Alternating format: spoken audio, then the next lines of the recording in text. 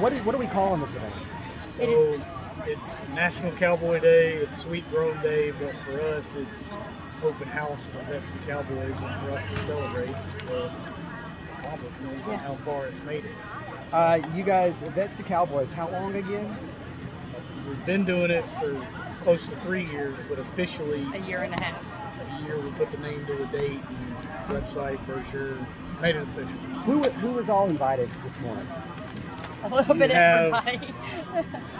The VFW, the Little Post, you have Vet 5, Warrior Legacy Ranch, Vets Recover, Reese Across America, Alabama National Guard, all the Congress District 1 candidates, Operation Grow, 4-H, Extension, Vets to Cowboys, local ag producers, Mimi and Poppy's Place. Grand Bay Alfalfa. We've got several people that are First here South just Farm interested Credit. in getting into agriculture and kind of seeing what it's about. Y'all's message is, if we can do it, y'all can do it, because you guys learned yourselves. What was, kind of tell me what you guys were trying to show them as we kind of went from each station. So just trying to show that, the different ways that you can do things safely. And, it doesn't take a lot of time to be able to work cattle as long as you have the safe equipment and being able to do things smoothly.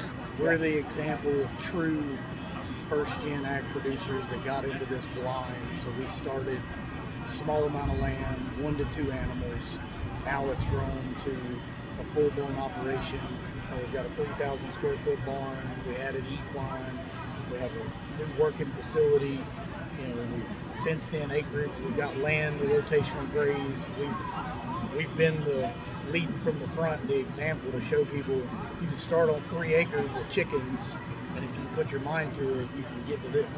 I know, what did you start with cattle-wise, and now what are you up to? Because I know you've had a couple We of... started about 4 years ago with 4 cows. Didn't even have a fence, no perimeter fence. Bought 4 cows, had to put them somewhere else until we got fence put up. So we can tell you the wrong way to do everything as well as the right way. And we are now up to almost 30 head, which is pretty close to the average small farm around. Most producers think 200, 300 head is the average, but it's really like 50, 55. We have 30, almost 30 in the breed herd, and we sell meat and cows. We sold 25 last year. We've already sold 10 or 12 this year. So the numbers going up just as fast as it goes down. You guys have learned, you guys are growing, you're sharing what you've learned. We talked about some of the challenges when I talked to you months ago. What are some of the biggest challenges facing cattle farmers, not only in Alabama, but just nationwide? You see the prices, you see everything on the news, high input cost, land's disappearing. We've got more problems happening in the Middle East, driving up fertilizer prices. The national herd's at the lowest it's been. Prices are at an all-time high. It takes a lot to get started in this, but if you... That and education, because people don't know how to get started. They don't realize that once they retire out of the military, that there's a whole nother opportunity for them to be in selfless service and serve their community and provide for their family, but also getting the mental health aspect of it by animals, requiring you or being dependent on you to take care of them and fend for them and be their voice. And so we're all about education here. That's one of the main reasons that we do Texas Longhorns, because it's the original cow bred for this area, so they're more tolerant, they're drought resistant, they're parasite resistant, they don't need help with calving, they have small birth weights. Like, we're all about education and spreading awareness to the different possibilities in agriculture. You talked about the parasites. We hear a lot just in the news about screwworm. Is that a concern? I mean, I don't think there's any cases in Alabama, but It's a concern. The cattlemen across the U.S. eradicated it back in the day. It has come back. There's cases in Texas. All of our Cattlemen Association, USDA, everybody's doing their job to contain it, keep it where it is. They're watching interstate transfers. They're shutting some borders for that reason to keep, animals Everybody's doing out. their job. Because the biggest thing with the screwworm that people don't realize is it actually can feed off of live tissue. That's the biggest risk because if any cut at all, they can burrow in, and then before you know it, there's a huge wound on a live animal, and that's the risk. It's not a typical larvae. It's it doesn't just feed on necrotic tissue. It's going after something on the ground alive. so that's something to keep an eye out on, at least right now. I mean, that's not even just in the cattle side, it's also for people. I mean, there's you have the human side of it also in concern, and they're doing things as well, and they're really closely working with USDA and the ag departments to be able to make sure that the human side of health is also maintained in that aspect. I'm not going to call this a side hustle because I know you guys work a full-time job, but this maybe kind of started as a side hustle, and it's kind of really become your double full-time. I mean, it actually started as just something to provide for our family and our son who had medical issues, who couldn't eat meat with the preservatives and the additives at a grocery store. And from not having a cow on the ground to 3 years of, turned into being a side hustle for our friends and family, and now a full-blown side business that we didn't anticipate. But with friends, family, neighbors, and it quadrupled in 12 months. What's your message to not only veterans, but anybody else who says, well, I'm on the fence, I'm interested. What's your message to them about getting started? Reach out, ask questions. There's resources there, but if you don't, people don't know about it. If you're not a third, fourth, fifth gen farmer, you don't know who FSA is, you don't know who Extension is, you don't know who NRCS is. There's all these programs. They've got some improving to do, and our government people are working on it, but it can be done. What are you waiting for? I know that you guys, you guys are just really growing at a fast pace, and it's, you're not even 5 years in.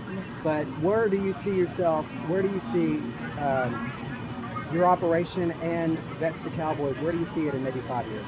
Nationwide. we're hoping that Vets to Cowboys has a branch, at least one in every state, to be able to help veterans get into agriculture, because there's a huge need. We have a lot of people in ag that are retiring out, and they don't have anybody to leave the family farm to. Their kids, grandkids, they don't want to do it anymore, or they don't have their doctors or lawyers or, whatever is the new family business. So we're trying to connect people with the mentors and the resources to get into agriculture. So we're really hoping that in 5 years, maybe even 10, that there's at least one in every single state in the country. We've helped people in Alabama, Mississippi, Florida, and Georgia so far.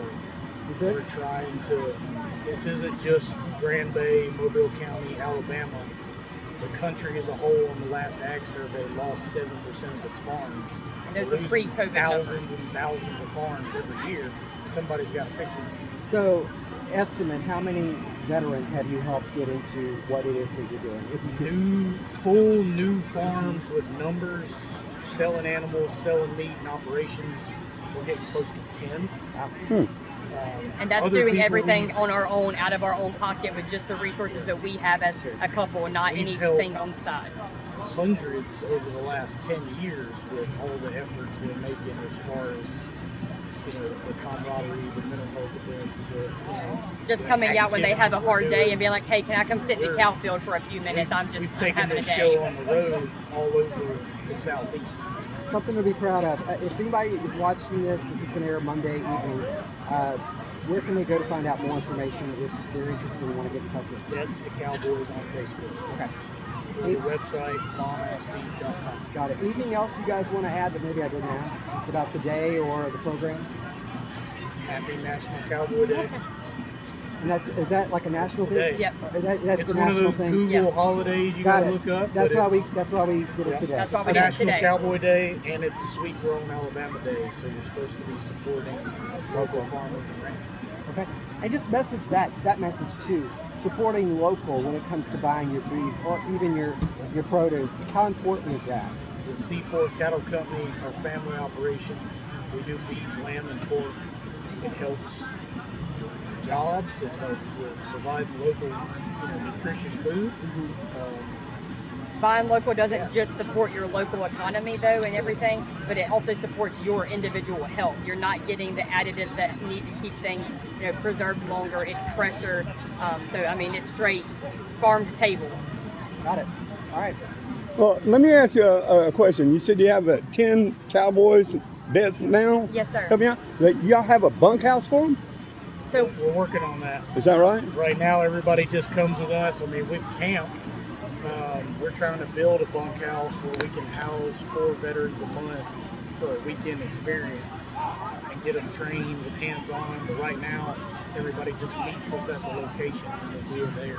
Okay, well, you say we know you got the cattle for meat, and you mentioned lamb and pork. Y'all sir. got sheep and Hogs? They're not at this property. We have our feed property, shop, and other land 5 miles up the street. Awesome. Well, Jeremy, Miss Clark, Yes, sir. I sure appreciate y'all taking some time to talk to us. That's right. Yes, sir. Thank you so much. All right, we'll be right back with more on Mobile Pirate Radio.